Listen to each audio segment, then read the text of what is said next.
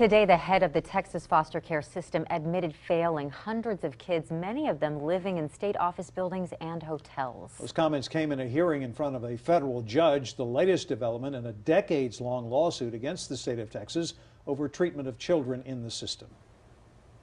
KXAN investigator Avery Travis has been covering the escalating crisis for months now, and she is joining us live with the very latest tonight.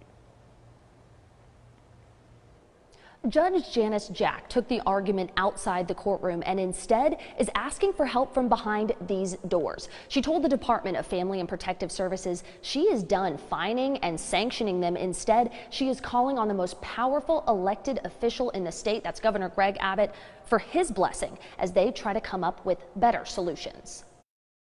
I always wanted to be a father. So when Jamal Edwards adopted a son, it felt like a dream come true. There were so many beautiful moments along the way, but then as he got older, his son was diagnosed with autism and other severe mental and behavioral health challenges, with outbursts that often put Edwards and others in physical danger. Eventually, he made the difficult decision to enter into joint custody with the state, trying to get the right kind of care, hoping to put his son in some kind of residential treatment center. I was trying to save him from ending up in foster care, ending up in the care of a state department.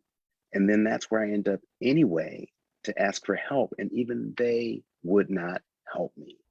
Suddenly, he got an email from state officials. He had just days to pick up his son and take him back into care full time, or the boy would have to sleep in a CPS office building. His son would have become one of more than 500 children who've had to sleep in hotels or offices this year. State officials pointing to more than 1,600 foster beds lost after treatment centers closed their doors, many due to the federal court's heightened monitoring.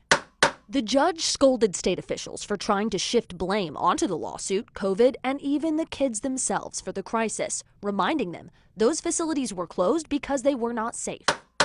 The DFPS commissioner still argued they've exhausted every option, but the court repeatedly blamed the state for not planning ahead. It's heartbreaking. Edwards says he eventually made the decision to move out of state, trying to find better care for his son. With all that I know and all that I can do and my advocacy abilities, then what's happening to all these kids that don't have parents at all, or have the parents that are neglectful or abusive?